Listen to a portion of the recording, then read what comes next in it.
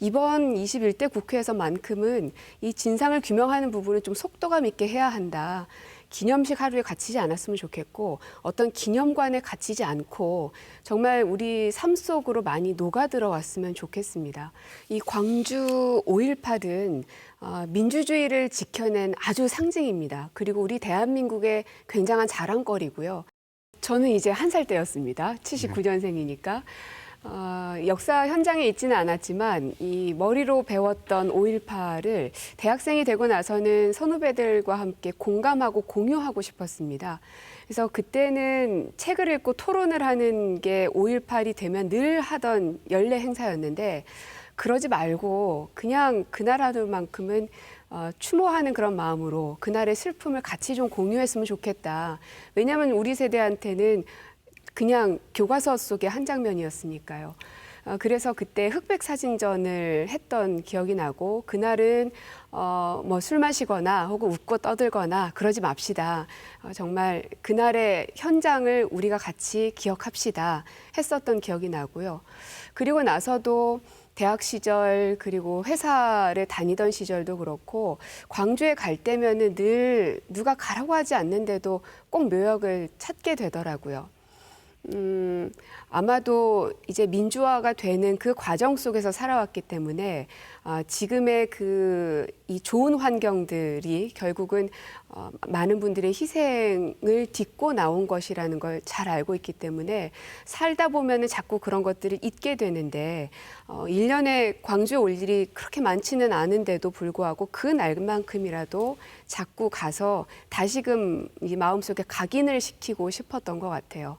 그렇게 20살 때부터 쭉 왔었던 광주 망월동이었는데 이제 대통령님을 모시고 5.18 행사가 있을 때 같이 가고 또 지금은 당선자의 자격으로 이제 5.18 묘역에 딱 가니 20살 때 뭐 잘 몰랐던 하지만 5.18 5월 정신만큼은 가슴속에 새기고 싶었던 여대생이 이제는 이렇게 대한민국의 국회의원 당선자가 돼서 오고 혹은 청와대 대변인이 돼서 오고 그랬을 때 그 감회는 또 이루 말할 수가 없더라고요. 네. 그래서 역사라는 건 머리로만 이해하는 게 아니라 가슴으로 느끼는 게 참 중요하다는 걸 많이 생각하고 있습니다. 네. 결국은 그 기억이 피로화되어지는 것이 우려스러운 부분일 것 같습니다. 진상을 규명해야 되고 진실은 파헤쳐야 하는데 국민들이 거기에 대해서 더 이상 알고 싶어 하지 않는 감정이 들기 시작하면 공감대를 만들 수 없기 때문에 그렇고요. 그래서 진실을 규명하는 것은 정말 빠른 시간 안에 해야 하는데 왜 자꾸 폄훼와 왜곡이 끊이지 않고 있는지 그리고 그 진상을 규명한다는 것을 왜 반대하는지 그 진실을 밝혀지는 것이 무엇이 두렵길래 그렇게 네. 반대하는가라는 생각이 참 많이 듭니다. 네. 그래서 20대 국회에서도 그 5.18 특별법 개정에 대해서도 발의가 되어 있었지만 결국은 아직은 이게 통과가 되지 않았는데 네. 물론 이제 21대 국회에서라도 반드시 해결해야 될 부분이겠지만 정의가 바로 세워지지 않고서는 그 위에 더 많은 것들을 세우기가 사실은 더 어렵습니다. 그래서 지금 이 시점에는 좀 속도감 있게 이 정의를 바로 세우는 작업들을 좀 해야 하지 않을까 싶습니다. 그 진상조사위원회를 위촉하는 것까지의 시간이 너무 많이 걸렸던 그 이제 현장 속에 제가 있었으니까요. 네. 상식적으로 너무나 받아들여지지가 않고 이해가 되지 않고 진상조사를 시작하는 것을 반대하는 것인가? 결국에는 조사위원회를 발족을 못 시키니까 조사도 못 하고요. 하지만 가장 우리가 우려하고 막아야 될 것은 시간이 지나가는 것이거든요. 시간이 지나가면 갈수록 이제 생존자들은 점점 돌아가시고 모든 역사적 사실들이 다 그렇습니다.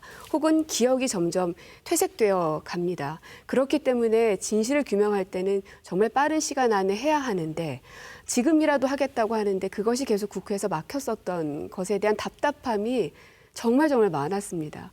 그래서 이번 21대 국회에서만큼은 이 진상을 규명하는 부분을 좀 속도감 있게 해야 한다.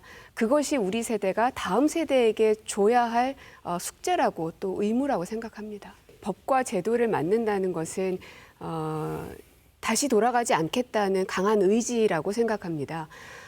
뭐든지 분절된 것은 없죠. 특히나 역사는 더더욱 그렇고요. 가장 최근에 촛불혁명이 있었고 그 전에는 또 6월 항쟁이 있었던 거고 그 전엔 또 5.18이 있었던 겁니다. 이러한 흐름 속에서 지금의 대한민국이 민주주의 국가로서 또 코로나19를 대응하는 것에서도 얼마나 민주시민 의식이 성숙돼 있고 대단하다고 칭찬들을 참 많이 받지 않습니까?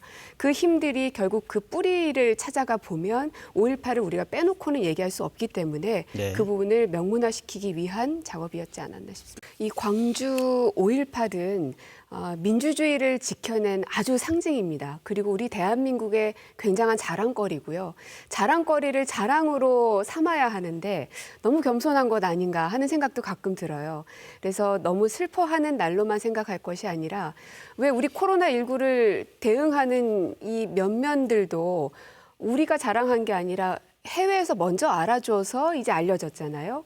그럴 것이 아니라 우리의 자랑거리들은 우리가 더 적극적으로 알리고 그래서 광주 안에만 갇혀 있는 게 아니라 세계로 더 뻗어나가게 만들고 과거에만 남아있는 게 아니라 더욱 미래로 나아갈 수 있게 할 수 있는 것은 지금 현실을 살고 있는 우리가 그 가교 역할들을 참 잘해줘야 될 것 같습니다. 그래서 자랑합시다.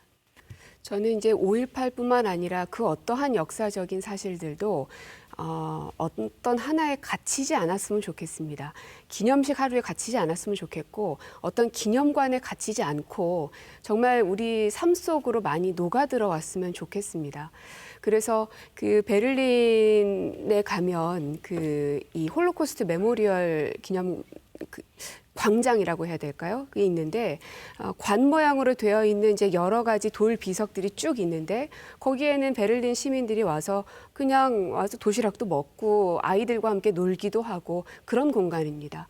그리고 또 유대인의 그 기억들을 기억하고 또 기록하기 위해서 그 당사자가 사셨던 집 앞에 동판을 바닥에다가 박아놓는다고 합니다. 여기는 이러이러한 분이 사셨던 곳이다. 그러니까 그분을 잊지 말자는 것을 그렇게 곳곳에 놔두는 거죠. 그러면 기념관처럼 어딘가를 가야만이 5.18을 알 수 있고 홀로코스트를 알 수 있고 그것이 아니라 그냥 거리를 돌고 골목을 돌고 공원을 가다 보면 우리 삶 속에 그런 것들이 있고 그럼 아이들한테도 저거는 뭐야? 라고 엄마 아빠가 가르쳐 줄 수도 있고요. 그렇게 이 역사적인 현장들이 삶 속으로 많이 녹아 들어왔을 때 더 이렇게 많은 분들과 공유가 될 수 있지 않을까 생각이 듭니다. 끊임없이 토론할 수 있는 장을 마련해 주면 좋겠습니다. 네. 저는 그 가장 좋은 예가 바로 촛불 혁명이었다고 생각이 드는데요. 네. 우리들은 또 아이들도 그렇고 촛불을 보면 이제는 예전에 불이 꺼지면 촛불을 켰었어. 혹은 뭔가 기도를 할 때 촛불을 켰었어. 이게 아니라 네. 촛불을 생각하면 2016년과 17년에 그 촛불혁명을 다들 기억을 합니다. 네. 그러니까 그 하나 물건이 갖고 있는 상징성이 굉장하고 그리고 그 촛불 하나를 통해서 남녀노소 구분하지 않고 토론이 가능하고 그러다 보면 그 이제 나아가야 할 방향에 대해서 어떤 사람은 이쪽으로 가자, 어떤 사람은 저쪽으로 가자. 또 어른과 아이가 생각이 다를 수도 있고 그러다 보면 그들의 공통점을 찾아 나갈 수 있고 그러니까 지금 21세기는 상당히 많은 정보들을 갖고 있는 사람들이 살고 있는 시대이기 때문에 네. 그들의 어떤 이해 수준을 일단은 믿고 그들에게 토론할 수 있는 장을 많이 열어준다면 충분히 숙성된 무언가가 결과물로 나올 수 있을 거란 생각이 듭니다. 물론 그렇다고 해서 진상규명이라든지 역사적인 사실을 규명하는 부분들은 그건 전문 영역의 부분이고 이제 국민들이 함께 공유할 수 있는 부분은 많이 토론의 장으로 내어놓는다면 저절로 숙성되는 과정들이 저는 반드시 결행되리라고 생각이 듭니다.